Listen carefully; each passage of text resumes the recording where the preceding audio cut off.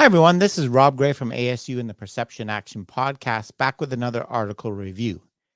In this episode, I want to talk about a paper that touches on one of my kind of favorite topics. A topic that I think is really, really important, and I've covered a few times in the podcast and in my book. How there's this kind of misalignment between the ecological dynamics approach to skill and the traditional methods for doing research, right? In traditional research, most people know, right? You have a large number of subjects in one group. You calculate the average. All the statistics we use are based on, looking for different significant differences in the average or mean data, whether we're talking about an ANOVA or t-test or whatever, right? And so we train people the same way, and we compare them to a control group, and we make inferences. We generate some sort of model about how people use information or whatever it is, or their biomechanics based on the averages for a group of people, right? And what I've expressed in the previous episodes is I think this loses a lot of the individual variation, right? In ecological dynamics, we believe there's not just one way to do things. So there's going to be a lot of individual differences and variation in people's movement solutions they use. And this to all get, in my first book, I call this what gets lost in the average, right? We lose this. As an example, here is a study that I talk about in my first book. This could be any study. I'm not picking on this particular authors or anything. I could put one of my studies up here. I done the same thing. That's what everyone was taught. That's the way we do stats. Like the way you get good power and make good conclusions is by getting a group of subjects and taking the average, right? So one weird outlier doesn't change results.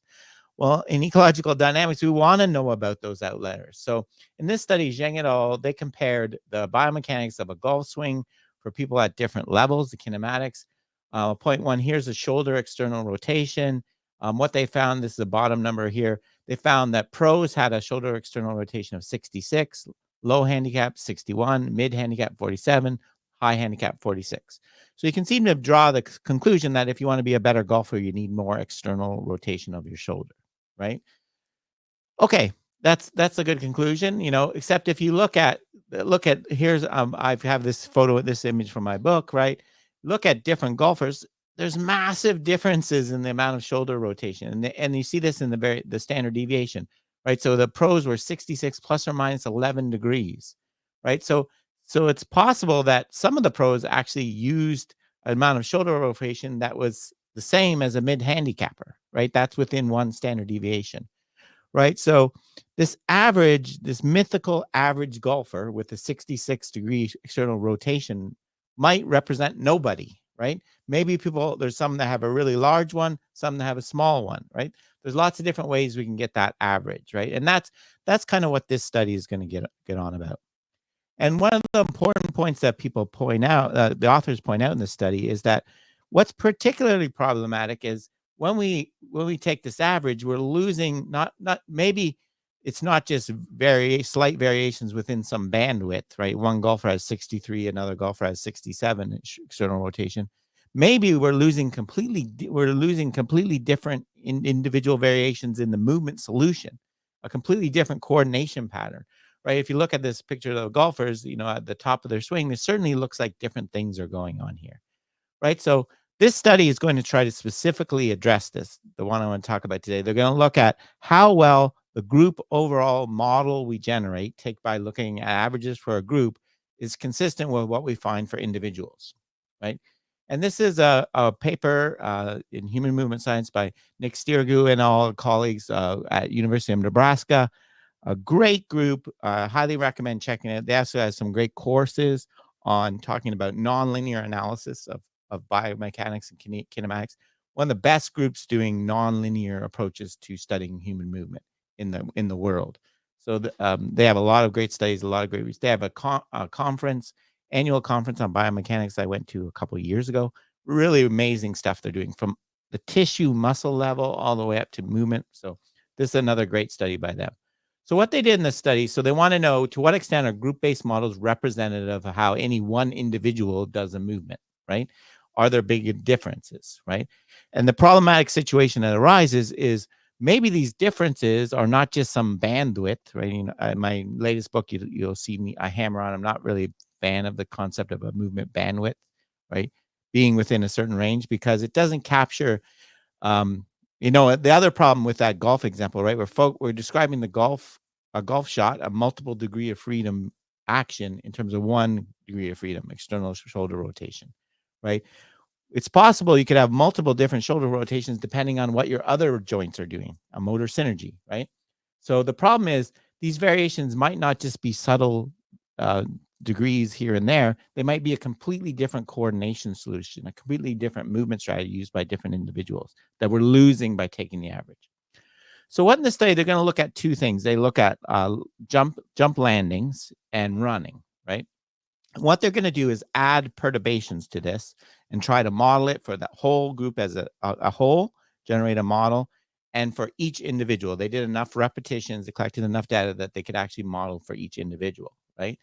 And so they're looking at the lower extrinsic, the impact forces, both at a group and individual level. Okay, so they had 6 subjects. For the first study, they performed 3 variations of step landing, so coming off a 0.6 meter platform. The manipulation was they could do either their own, their self-selected movement, or they had to try to do it as softly as possible or stiffly as possible, right?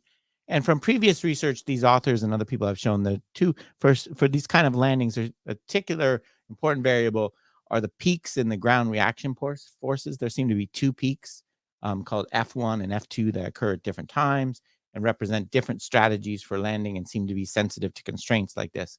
So you can think of this as an instructional constraint, right? Telling you to land softly or stiffly, right? So they're going to look at this, as I said.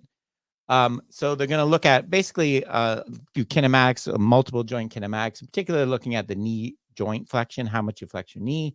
A group analysis and an ANOVA that takes all the group and average, calculates the variability for the whole group. And they're going to calculate it for individuals as well, create these regression models to try to predict these 2 peak forces, okay?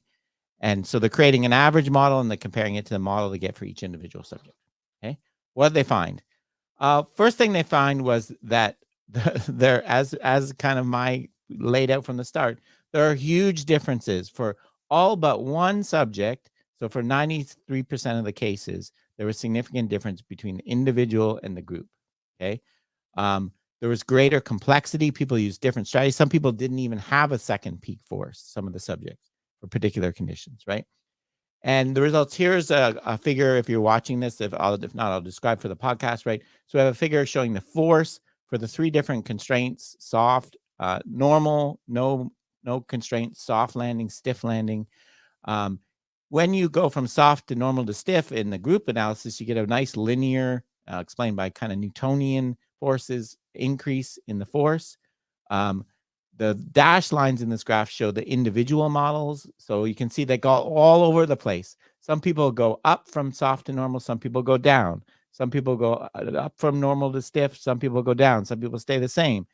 So individually, people are doing very, very different things. And it's actually this overall model is not really describing anyone. There's not much going on there in the actual. There's doesn't the basic point here is the group model does not seem to be capturing well what anyone is doing in the study. Okay. The second study was they did 6 different people. They were asked to run, so they run at their normal pace, and then they were asked to use the understride, so a shorter than normal stride, and then overstride, longer than normal stride. So those are the constraints. Again, an instructional constraint on how you run. They measured the impact force, again, creating a group overall model, and then they did the same for the individual level. Right? What they found was, importantly, when in the group level analysis, there was no significant differences in the forces for understriding and normal stride. While for the individual level, there was massive differences between all the conditions, right? So again, the group over things combining in the group seems to be representative of some mythical average runner that is not what anyone is doing. And importantly, it's not just a matter of range or bandwidth, it's a matter of completely different coordination pattern. Again, I'll describe this. Here's a difference, again, showing the impact force for understriding, normal striding, and overstriding. Again, if we take the average, we get this nice linear increase, right? Again, They can explain it in terms, if you read the paper, they explain in terms of Newtonian model.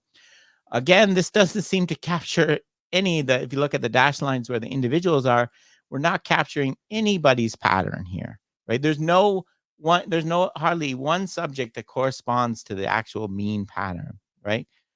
So there seem to be very, very different. Again, the average group is not capturing what's going on within the individual. Okay. So their overall conclusions: group models formed to predict impact forces created an average performance profile, while individual subject impact force prediction models created profiles representative of the individual strategies. Performers have different movement solutions. Ecological diet, right? Our main thing. They take into account variability. Use of various strategies within performers that gets lost when we create an average performer. The average performance group model solution does little to explain the performance mechanisms of lower extremity function during impact activities for the individual subjects, right? Results from predicting single subject impact forces were unlike those of the group. They did not have the constraints did not have the same effect. And they say this is entirely what you would expect from ecological dynamics framework, because people coming into the study had different experiences with amount of running, different individual capabilities, different intrinsic dynamics. So we'd expect them to come up with different movement solutions, which is lost in this average group data results. Okay. So their main conclusions were the group models were not representative of any individual subject's performance and indicate the group models can describe a mythical average performer who in fact is not representative of any of the actual performers. Right? I love that. That's a great conclusion. What we're collecting and what we're showing with the mean actually is representative of no one, right? So it's pretty useless, right? It fits with our normal statistics, and we get they get a significant ANOVA. We can publish it, right? And their second conclusion: it is imperative that researchers interested in the individual, which all of us are, right? What coach out there wants to make sure their team gets better on average? Nobody, right? You want to make sure each individual gets better, or even you want to focus on outliers, your elite athletes. No one cares about the average level of a performance across your whole team.